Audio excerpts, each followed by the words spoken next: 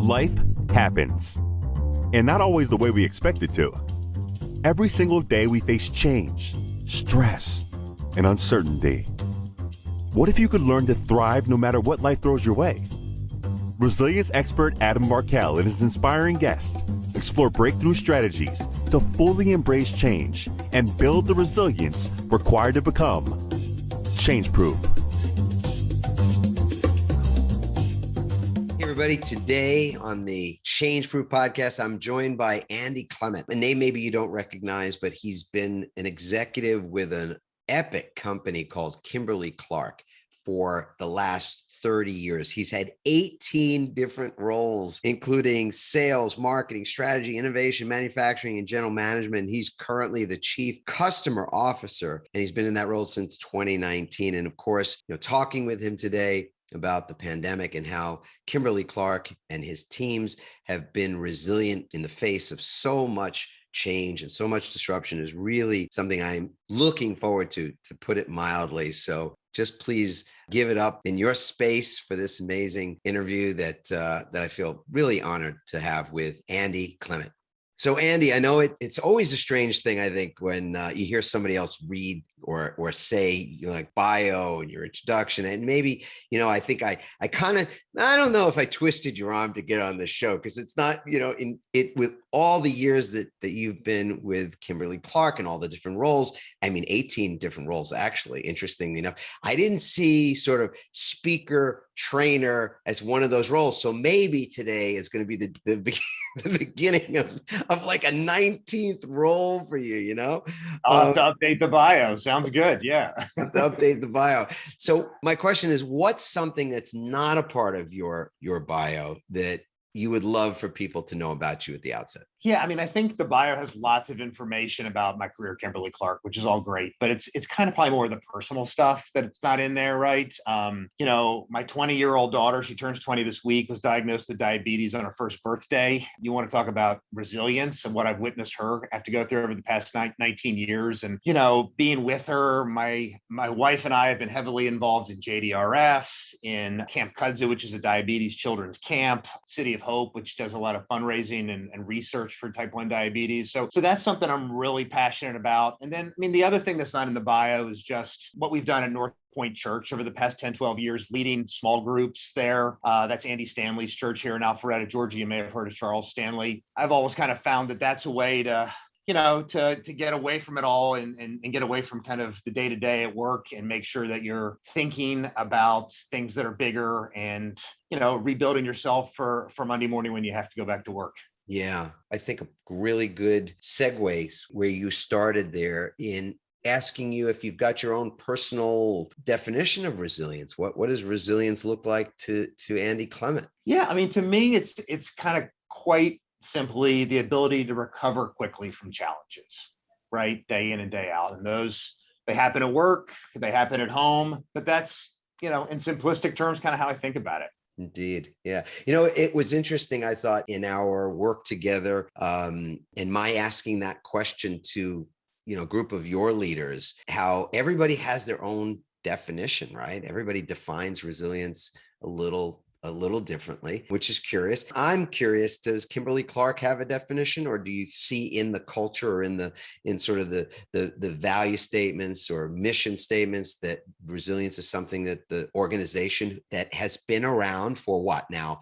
150 years, did they actually define resilience, do you think? Not that I know of, but our culture purpose is purpose-led, performance-driven. Okay.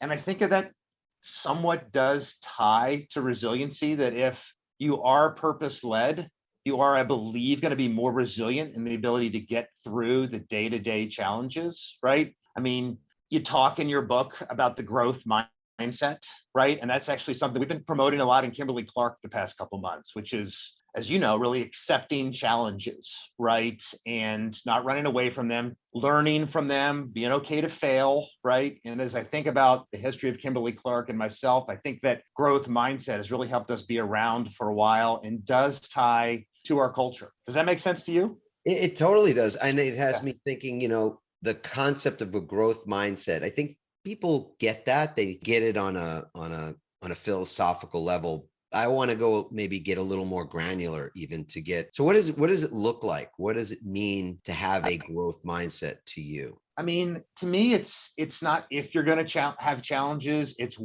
when you get them, how you act, right? And you view them as opportunities for business improvement, for self-improvement, versus kind of shutting down and saying, hey, I've been successful. We're just going to do it my way. And then, I mean, there's lots of examples of this growth mindset through Kimberly-Clark's history and even the past couple years at Kimberly-Clark, through the pandemic, of how we've got to adapt and kind of overcome challenges. So let's take a scenario, like maybe a common scenario, like there's somebody in the sales area. I don't know, I'm just picking sales, for example, Yeah. because often, salespeople are being, they're getting yeses and they're getting nos. And when somebody, I love winning business. I am a huge fan of that.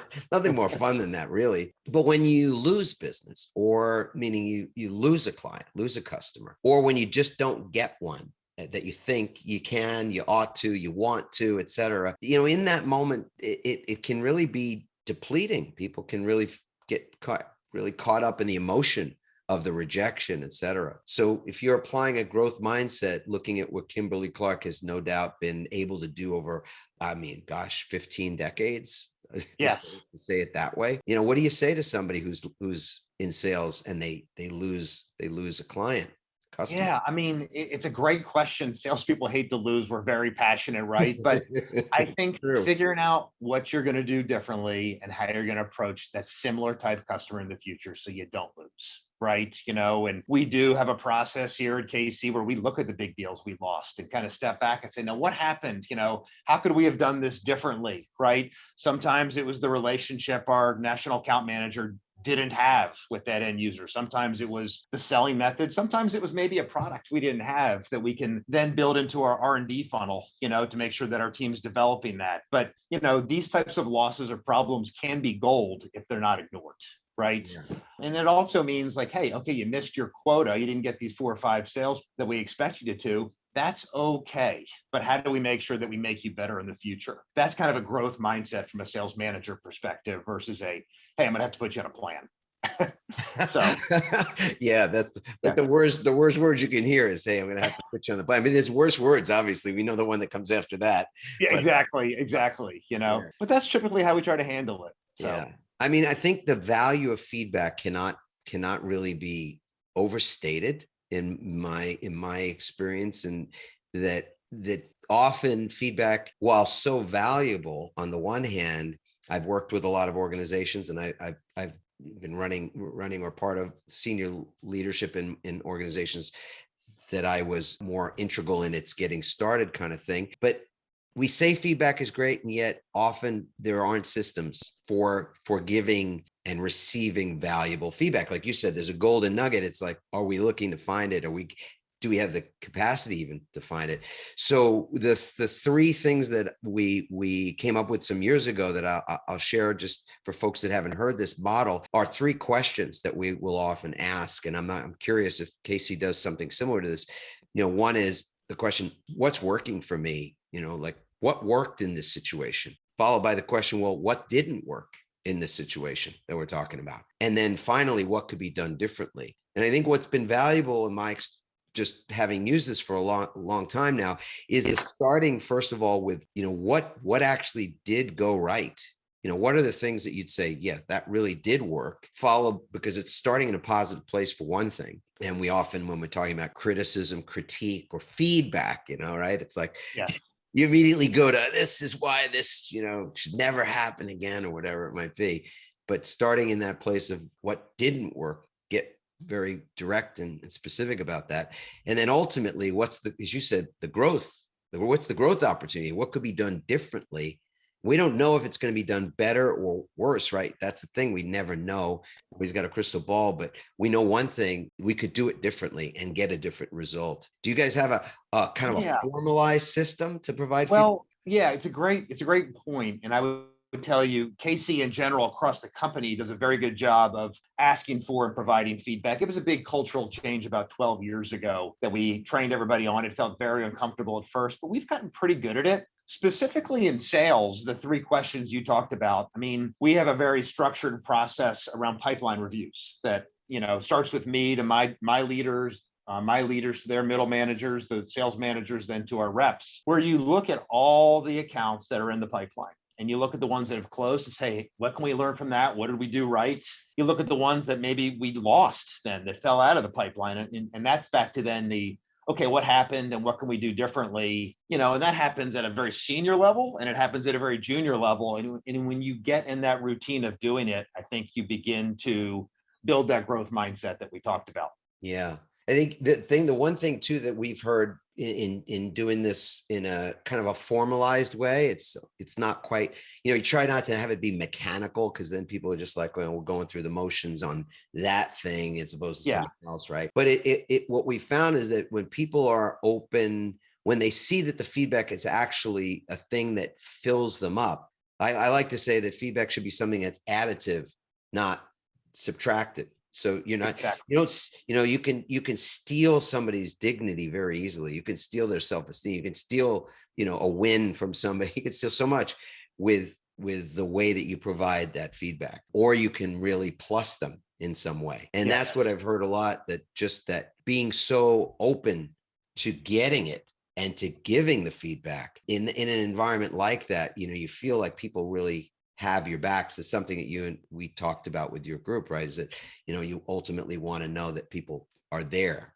and they've got your back, right? Well, and I think a lot of that ties to why Kimberly-Clark has been around for 150 years. A lot of it is the culture, right? Okay. It is a very supportive culture. Not out to get you, not backstabbing, but just, hey, we want to win together. How can I lift you up? How can I, give you the feedback to help you grow? And that's why people like myself stay at Kimberly-Clark for 30 years, is because of the culture. And I've just had, whether it's bosses, whether it's mentors or peers or people that work for me, I feel like have just done that to me. And like you said, it's how you give the feedback, whether it's a pipeline review or somewhere else, to pass it along. So what do you think gets in the way of resilience? I mean, I think you're bought into the idea that today, in a world of constant, and never-ending change, right? We wrote this book, Change Proof, it how to leverage uncertainty to build our long-term growth. Resilience is this unsung hero in that, ultimately, if we're resilient, we're going to figure stuff out, right? You're going to make a bunch of mistakes along the way, but if you've been around 150 years, you figured out more than you didn't figure out. What gets in the way of resilience, do you think? And how important, is resilience in your opinion?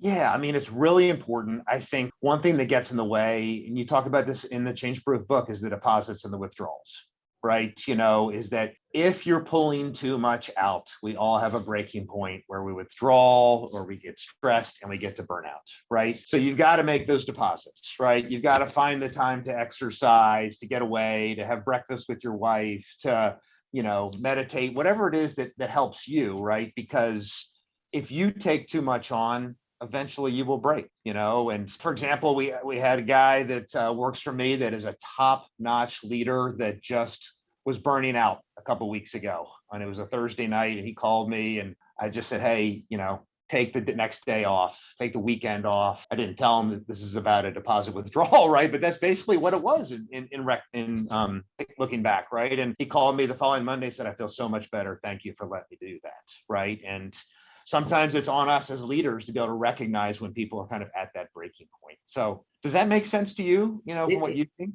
I mean, it really does, because the idea of this bank account is like a resilience bank account, but it's like any other bank account. Like if you withdraw more than you put in, you get a love letter from the bank, right?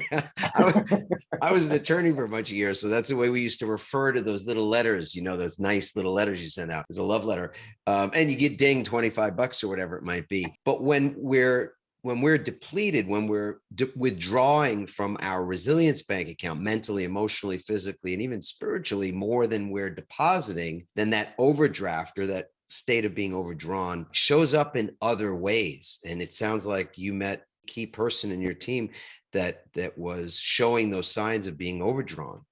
Yes. No, that was it exactly, right? That was it exactly. And Luckily, they made some deposits over the weekend and, didn't have to get any more of the nasty letters, the penalties from the bank, right? Yeah. Well, I want to talk about uncertainty for a second, which is if you can give us an idea, how has uncertainty impacted the business? It's been a challenge, right? I mean, there's been a lot of uncertainty the past 2 years since the pandemic hit, right? And so I think we took for granted a much more certain world before 2020. I mean, just thinking about selling, it was very easy and very certain in the model that all of us had grown up in KC and in our industry, right? Face-to-face selling, leveraging pretty good relationships, of course, strong negotiating. Then all of a sudden, everybody had to do it digitally. Everybody had to do it virtually. You had to have a camera on you versus doing it in person. A lot of it had to be done using digital assets for the first time, which was very different. And so that was a lot of uncertainty and a big pivot that we had to make, not just my sales organization, all sales organizations. And it was hard, but I was proud of how the team adapted over a couple of years. Yeah. I'll say this, Andy, without naming any companies. I mean, I get the privilege of getting embedded on some level in organizations, and because they bring me in to speak on resilience and some other strategies for developing more individual and organizational resilience, I get to ask the question, what are your challenges and what are the things that are, exhausting your people? So that's when it becomes a very interesting moment of transparency. I get a lot of, I think, quite real information. And one of those things has to do with the sales teams, that the challenge you just brought up, the uncertainty about how we do this in a world that we used to do it very differently. And as we know, or I'll say, this is what I've heard. You tell me if this is the case.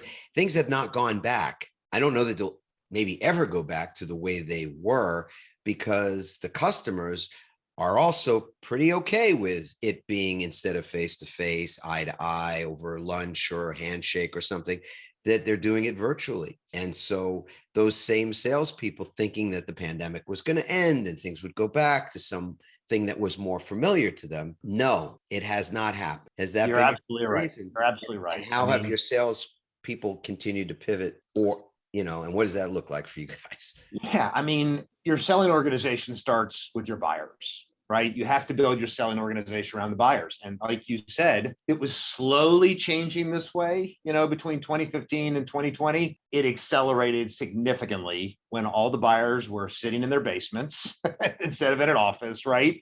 Yeah. And they started experiencing the fact that, I can get most of my information on B2B products like I do my at-home products digitally. I can buy them this way. And yes, I do need to interact with the salesperson, but it can be done virtually, or it can be done occasionally in person, but not 3 to 4 times, for a purchase. So it was a big transition. Some people, I would tell you, that were more resilient, had a growth mindset, were like, hey, I got it. And others kind of struggled, at times. Part of the reason, we wanted you to speak to our team earlier in the year is to just kind of build that resiliency muscle up, right? But within our team, we have really trained everybody on this idea of hybrid selling. Is that you got to look at your buyer, you got to look at their stage to where they are. If they want to have a digital interaction, great. If they want a face-to-face interaction, great. But really think about your selling method and model based on what the buyers want. Does that make sense? Totally does. Yeah. So you guys pivoted like a lot of folks did in that time. And I wish, since I wrote a book called Pivot a few years back, I wish I got sort of a dime for every time people have used that word in the last 2 years, man. I was a little ahead of the curve with pivot. I think change proof really met the moment, timing wise, but I'll use the word now. So and it's a broad question, so anything in particular, but what have you learned from the pivoting? What's that been like? And you personally, or just within the teams that you've seen? Yeah, I mean, I have definitely learned that whole idea of look at your buyer and adjust your selling method and organization accordingly. And just don't think about one selling method. It's going to be continuous improvement based on your buyers. I've been amazed at how certain people in our organization have been able to pivot and be successful with it. Quite frankly, certain people that I maybe would not have thought of initially. Right. And then other people that maybe were outstanding sellers in a previous model have taken more time to get there, that kind of weren't as change proof, kind of thought that they would all go back to the way it was. And as you said, it's not going back to the way it is. And it's hard to predict necessarily how people are going to react to that and whether they've got that growth mindset or not. Yeah, indeed. Now, I know that one of the things that we did talk about was how it is that, if resilience is something that we have to have, and the time to create it is now before you'll need it next. That was sort of, first level. But the second level was developing resilience is about ritualizing your recovery. It's not about trying to outrun the pandemic or outsmart, or somehow see into the future, like you get a crystal ball, like maybe you could do it, but like probability wise, not likely. So, but ritualizing our recovery means that we're not depleted. And when we're not depleted, we have the resources mentally, emotionally, physically, spiritually to deal with almost anything. That's the one truism about not just Kimberly-Clark, but about the human species, is that we are incredibly adaptive and we can deal with a lot more than we think often that we can, and do it even elegantly, do it in a really, positive and productive way. So I'd be curious to know, what are some of the rituals that you have for your own recovery? If you could share a couple of those personally with us, and maybe what are some things that you've worked on that maybe didn't pan out, like you stopped doing because it didn't work, or things that you're even experimenting with in this moment? Yeah, certainly making sure that you take time for yourself, exercising, sleep, eating right. Those are very obvious, right? But still easier said than done sometimes, right? Spending time with my family, my wife. The nice thing about the last couple of years is I haven't had to travel as much. And so we can have breakfast every day, connect, away from work before the phones start ringing, spending time spiritually, certainly at the beginning of the day and at the end of the day, really important. One of the things I got from your book was, writing down your code of conduct each day, which I have done. And I keep it by my home office and my work office. I'm at my work office now, right? Beautiful. Looking at that every day. There's 6 or 7 things on here, right? But one of them is just making sure that I, as the chief customer officer, are doing all I can to put the customer first every day within Kimberly-Clark, right? That's a sales type thing that I try to do, right? But I have found, and you said this in your book, if you don't do that and look at it every day, guess what? Certain things start to fall off. And so thank you for that. I have swiped it with gratitude. Yay. There for you to take. Yeah, exactly. Yeah, that's one of the things we won't talk about what the specifics around that are. Maybe it's a little teaser for people to go get the book or what have you. But the code of conduct is, in essence, a way to start your day with the end in mind. So like reverse engineering, go at the end of this day, which, if we're blessed, we'll get to the end of the day safe and sound and all that. How did you want to experience the day? What would you have liked to have experienced during the day, or even experienced how you were being, the way you experience yourself during the day? So my theory is that if you start with that in mind, this greater likelihood that that's actually what you end up with. And that's just proven out. And I only have anecdotal, what people say about having used it, and my own personal use of it to go on there. But it's great to know that that's something that you've adopted, and that it's clearly, paying a dividend of sorts. So it works. It really does. It really does. And I thought it was a little corny to print it out and read it every morning and every night, but I was like, yeah, give it a shot. And sure enough, it keeps you focused. And hey, I can be my own harshest critic at times. And sometimes I'm like, Andy, you did not do all the things on here. Yeah. Right. So what are you going to do differently tomorrow? I love it. Yeah.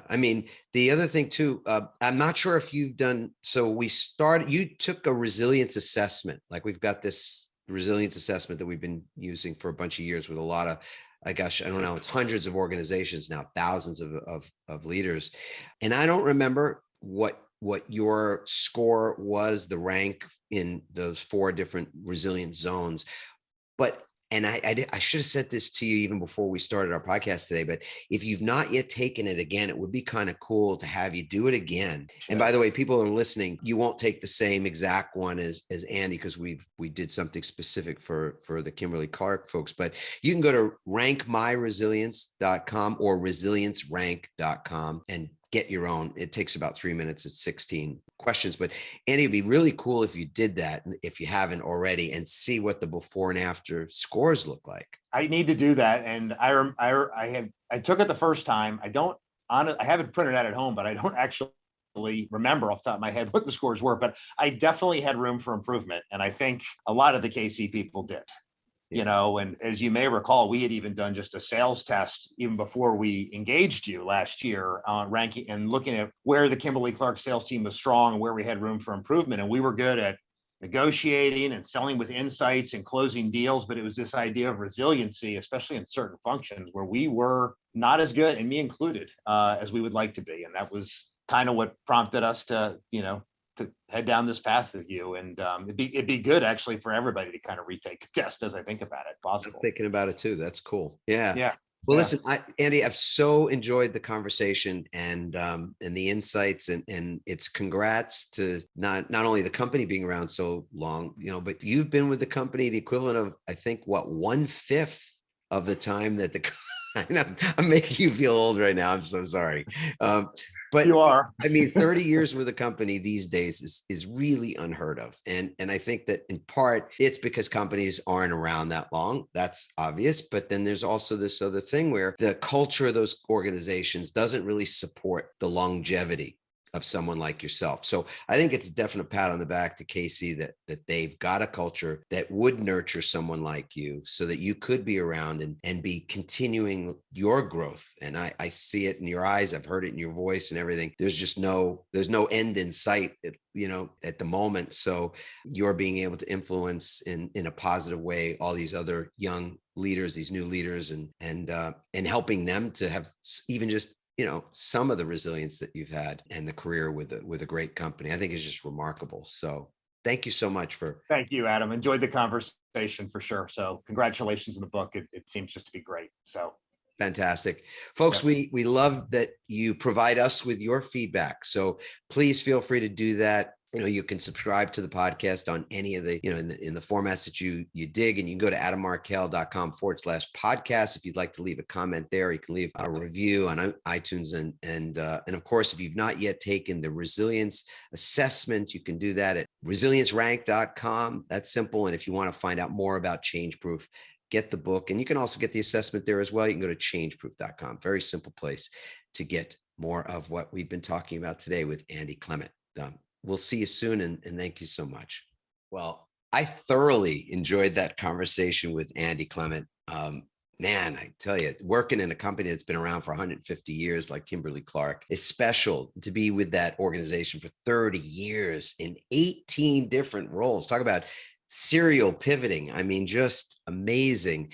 And I love the conversation, especially since we were able to get into, really nitty gritty, detailed conversation around things like feedback and how it is that feedback is such an important tool to be able to make those pivots, to see what's been working, what's not been working, and what in fact could be done differently. I love the fact that we got to really dig into Andy's personal definition of resilience, as well as how resilience is operationalized within an organization such as Kimberly-Clark, and how it is that even big companies like that, not only do they have to be resilient, but they have to deal with this ever-present uncertainty that all of us deal with, of course.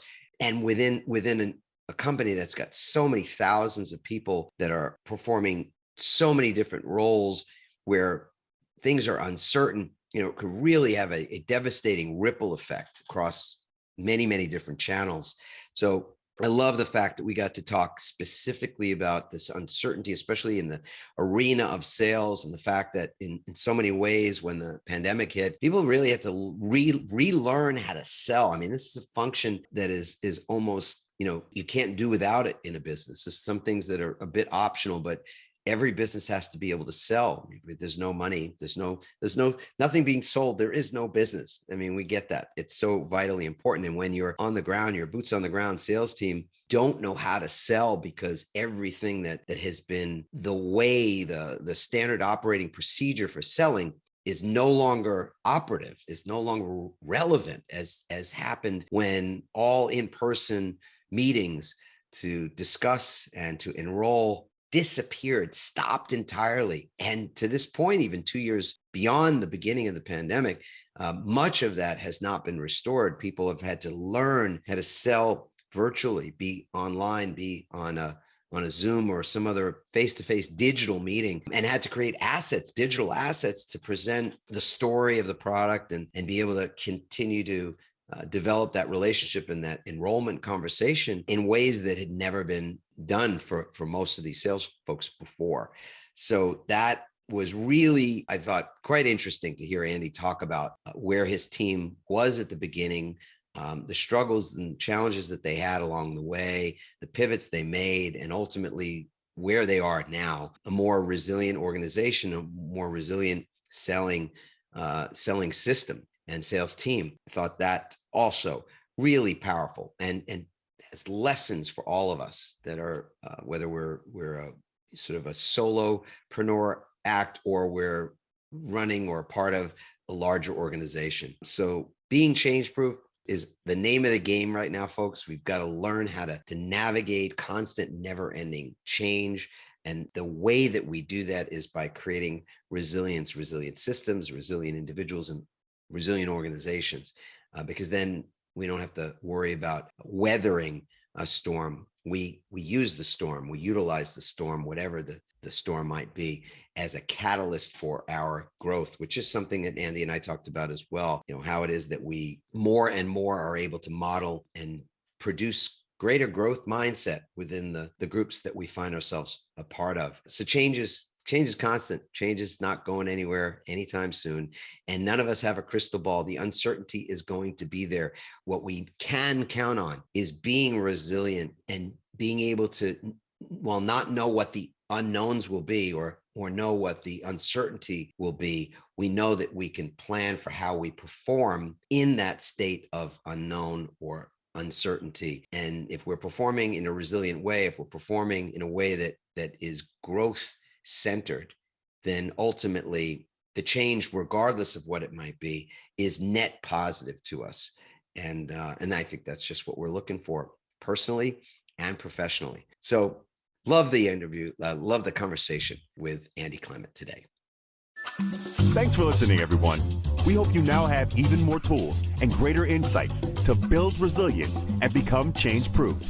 Help us inspire others by sharing this episode and leaving your comments over at adammarkel.com/podcast. For more resilience tips and strategies, including support for building change-proof teams, visit adammarkel.com/become change-proof.